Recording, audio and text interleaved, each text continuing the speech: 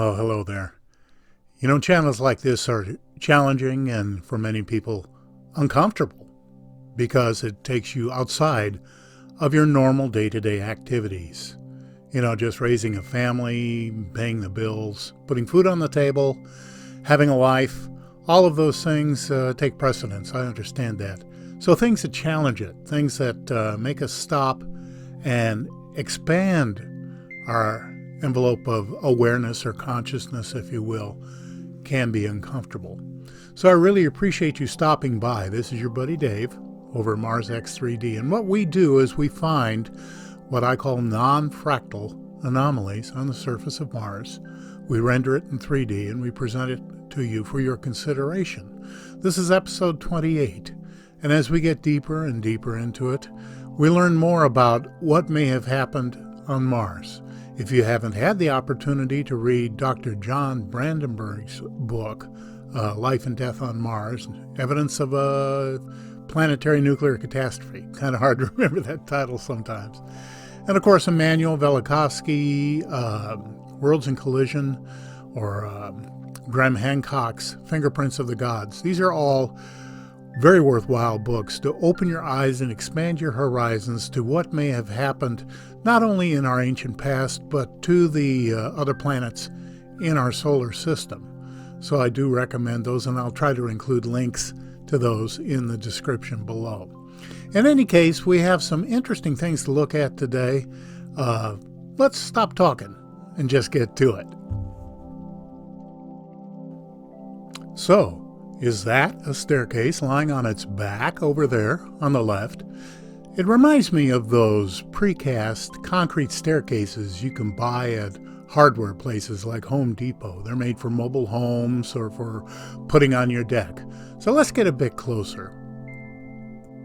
Seems to me that if you roll that thing to the right so it's lying on the grooved side, the steps are then flat. Of course, it might not be stairs at all, but with those right angles, symmetry, and repeated shapes, it's almost certainly not natural. I really love the gigamacros that Neville is creating nowadays. They're really works of art. You need to check them out when you get the time. They're definitely worth it. If you get a chance to click on the link below, you'll see that I could only include a small portion of the image. When you back off until the entire gigamacro fills the screen, you'll see just how far off this anomaly really is. It snagged my eyeball with that clean, rectangular shape way off past the top of the ridge.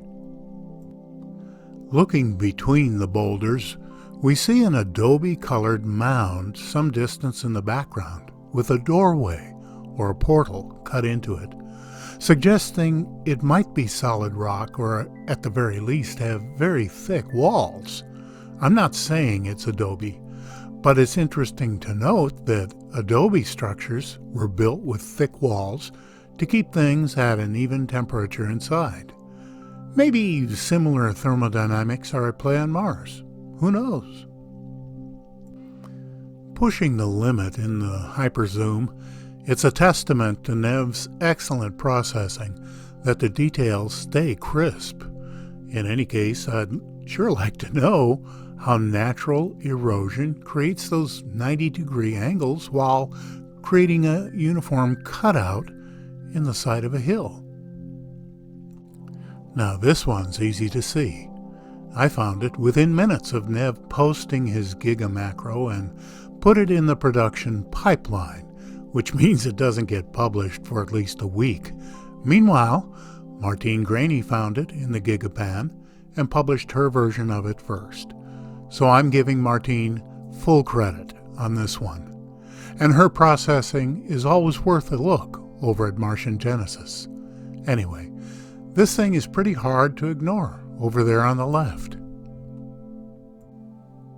Up close, it's so close to being non-fractal that it kind of hurts.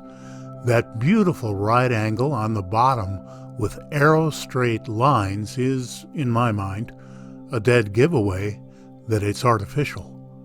But the rest of it looks like it's either been heavily eroded or somehow bent, unless that was its original shape when it was in place on a building back in the day. The whole thing looks like cast cement that's been smoothed by someone who knew what they were doing.